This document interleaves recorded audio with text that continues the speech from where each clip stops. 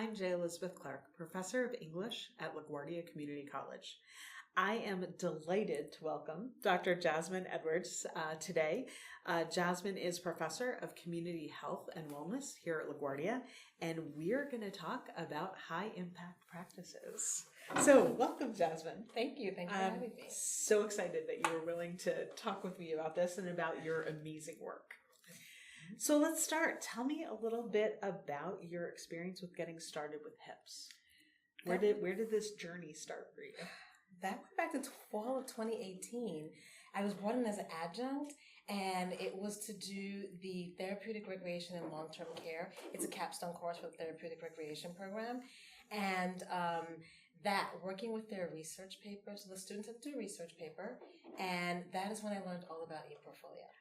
Okay, so that brought those two together for you. Yes. Okay. I knew nothing about ePortfolio prior to coming to this college, and I was very fortunate that the ePortfolio team provided me with one-on-one training because I needed more than the 1 hour with the students to understand, and then I fell in love with ePortfolio. Well, and your ePortfolio project for that course is outstanding. I love what you've done with that. Love it. I love working with it, and it has progressed. So using it for the capstone where they have to do a research project so just to give a little background on it, you're working in long-term care. The students are to envision working in long-term care. You're a recreational therapist, and now, you have someone with Alzheimer's and you need to do an activity. So breaking down the activity of just picking up these eyeglasses and the movement and everything that coordinates and what you can do and playing a game such as bingo or checkers. So they had to do this, they had to record themselves, they had to research the components of the activity, connecting it to therapeutic recreation, and then now it becomes a webinar that is now featured on the ePortfolio. Yeah. And that was huge. And then what I found is that a lot of students were connecting it to first year seminar, which I know nothing about as a new instructor. So then I had to learn what is first year seminar and realize that's where ePortfolio started. Right, and what is that bridge to your capstone? Yes. Yes. So, I also love how right away you were already engaging like the multimedia possibilities of Portfolio. So they were not just writing, they were recording and researching, and you were already bringing it together in your very first iteration. Yes. Yes, that's awesome. All right, tell me a little bit about how you define high impact practices. Like there's an official definition, but what's your definition? High impact practices to me, it bridges together so many different components. Yes, academics are important, of course. Then also experiential learning, your internship, and then also critical thinking. I think that's what makes it a high impact, is that you're pulling from so many different components. And then there's that self-reflection. A lot of the activities or just the assignments that students have to do require then afterwards a reflection. What was the process like? Because learning and doing is important, but what did you get out of it? Yeah. What did you actually learn? What did you actually learn? Not what do I, as the instructor, what do I think you learned? Yes. But what did you actually learn? Yes. And that sometimes there's a disconnect there. There is. I say to students, don't write down in your reflection what you think I want you to write. Reflect. Yeah. How was your process? If it wasn't helpful, I want to hear the good, the bad, and the ugly. Because that's what's going to make me a better instructor and I've had to tweak the assignments many times. Sure. From student feedback, because they're the ones who are experiencing the process. And if they're not getting something meaningful out of it, then I need to do some tweaks, right? So I need to hear that from them. So when I think of high impact, pulling from different things, and they're pulling from themselves, from a personal level, from a gender, from their culture, religion, spiritual, like all these different components. And their experience as New Yorkers. Which is different than therapeutic recreation in other places. Exactly. So that's why I love this so much. And then their practical internship experience. I can go on and on. Okay, well, we are here for it all. Can you tell us a little bit about what HIP or HIPS you've used in your program and what it looks like in action? You talked a little bit about ePortfolio, but I know you're also working with Capstone. I know you've also worked with First Year Experience. Yes. So pick one and tell us a little bit about what, or how they merge, if you want to, if they merge. Okay. I will start with first year seminar, the SMART goals. So that assignment existed, but then tweaking it more where SMART goals, very specific, measurable, attainable, realistic, and timely, and breaking down each component. How do you see yourself to your journey here at LaGuardia? What is your SMART goal? Yeah. And the journey should be that your journey is going to come to an end. We love to have students here, but we want their journey has to end so they can graduate. We love you, but also we love you to finish. Yes. And go be the person you want to be in the world. Yes. So when you take the SMART goals, it's a bridge because the point is not to just see them as first year seminar student. It's to see I'm now in my major. If I'm, going to a candidacy program, then I'm going to have to get into that major. Or if I'm in a non-candidacy program, I'm in my major. But how do I get to graduation? Like when students say, what is my projection? I say your projection is the cap and gown at graduation. So the first year experience kind of is a continuum that is going to lead them through their experience. Absolutely. Okay. So that SMART goals really makes them reflect because they have to break down, be very specific. Then what is your time frame, be measured, and that helps them a lot. All right. So when you arrived at LaGuardia, you didn't know about ePortfolio. Not a clue. We threw you into first year seminar. I was on the capstone first, and the following semester I had to go to teach at first year seminar because I'm like, what is this that students keep bringing up? So within the first year, you are experiencing 3 different high impact practices. But then you've gone really far beyond that in your teaching and also your learning of who you are as a pedagogue in the classroom. Yes. What motivated you to continue thinking about HIPS in your teaching? I saw that it works. Now, of course, I didn't know what HIPS was, and then I took a CLT, like, oh, that's HIPS. And now I understand. But it does work for students. And the more that I learn about it, the better that I can kind of bridge that with the students, right? Starting from first year seminar to get to your capstone, there's a lot in between. You literally need a bridge to get from first year seminar to your capstone. And the more comfortable I am, so I was scared before, in all honesty. Yeah, you were learning something new. Totally new. It's very digital. I consider that someone who's a communication major. So I'm a therapeutic recreational therapist here. That's not the way we do things. So it was definitely a lot to learn, but I saw the value of how, first of all, the age that we're in, the technology age, that plays a huge component, and we can use it for recreational therapy. Just when students are taking other courses in our program and they're recording themselves, and then we have them watch the recordings. They're recording themselves. It's a course that Dr. Tamika Battle teaches, but I like to go to that when they're doing this, where they were doing an activity with their classmates. It's like their first experience as a recreation therapy professional. Then they watch the recording.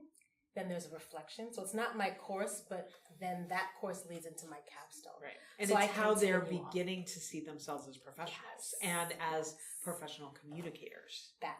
So I see that and I'm like, oh, they're ready for me for next semester.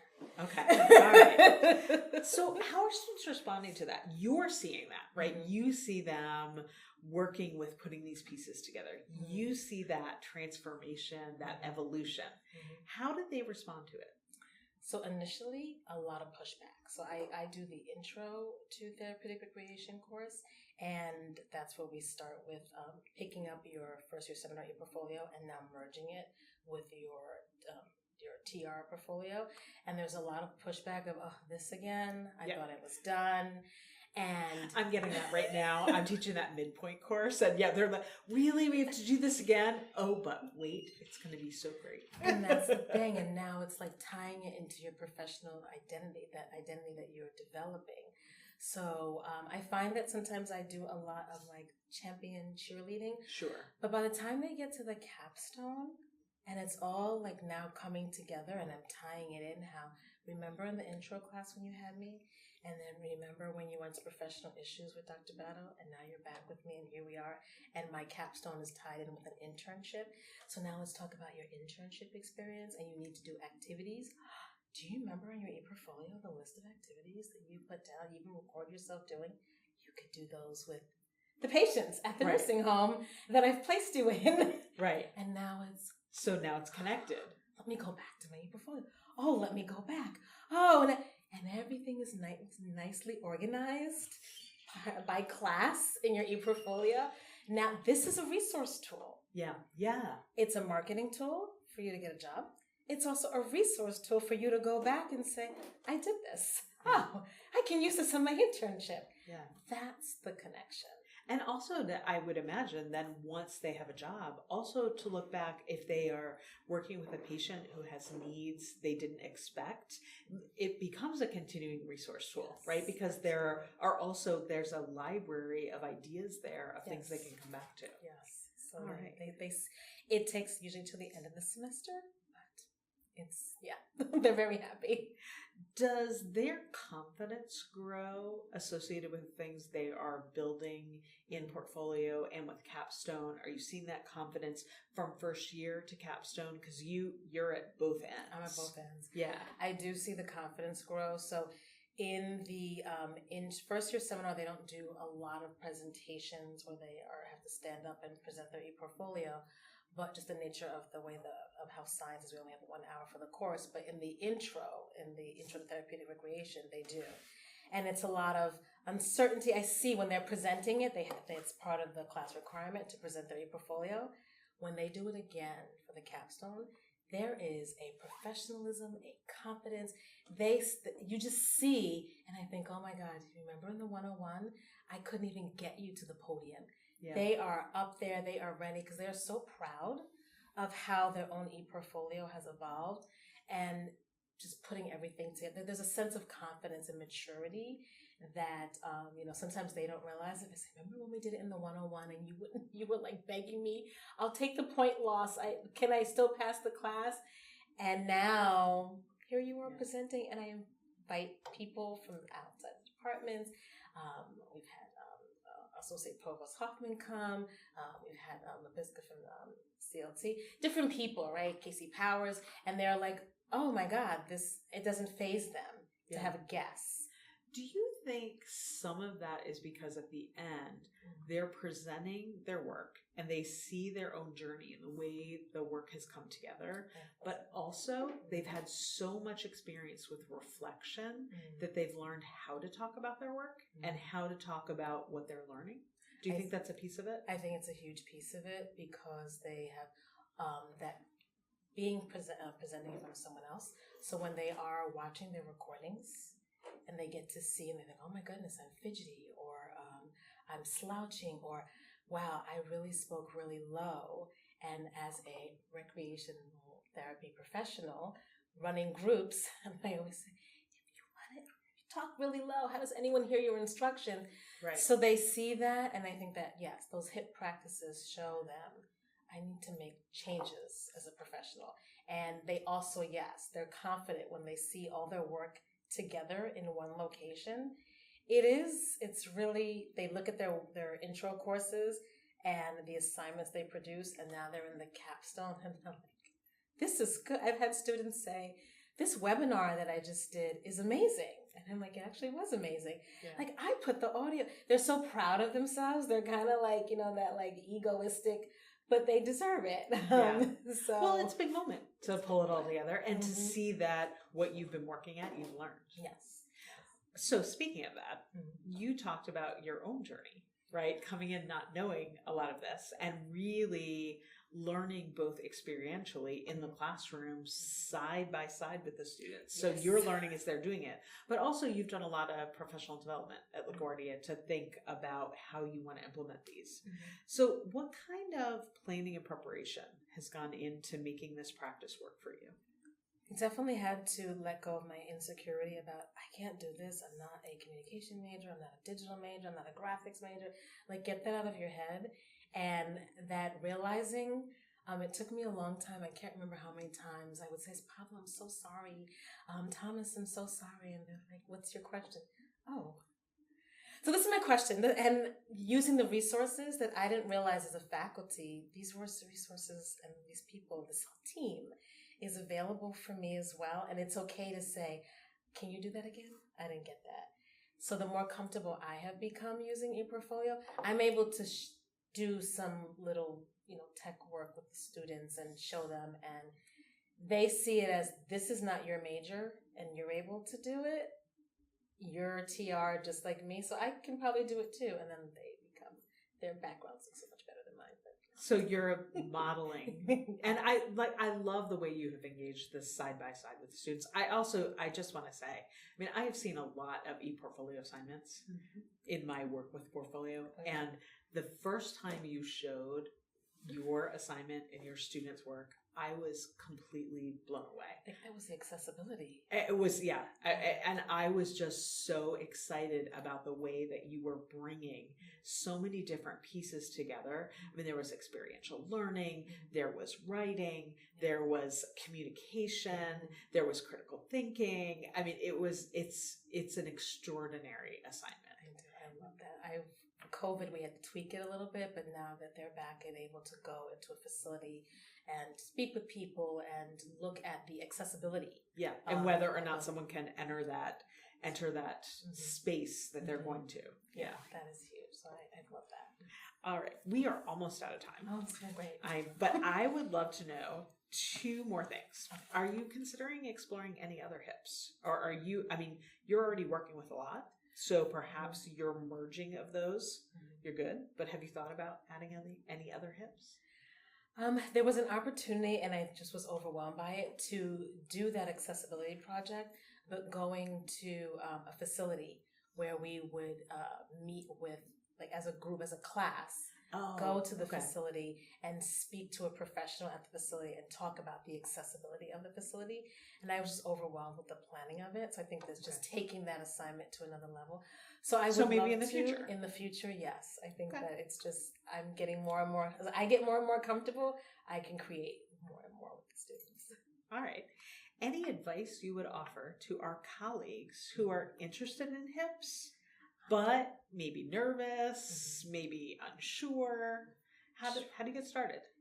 Try something, one assignment, really simple, and use the resources. You have an entire team between ePortfolio and the Center for Teaching and Learning. Use the team because they'll help you brainstorm. I thought I had to come up with everything on my own. The brainstorming was huge in some of the seminars that I did. The collaboration and yes. the co-learning. Then the feedback, yes, the co-learning. All right. Thank you so much for your time. I really appreciate it. And it was a delight seeing a little window into your use of HIPs. Thank you. It was a pleasure. Thank you.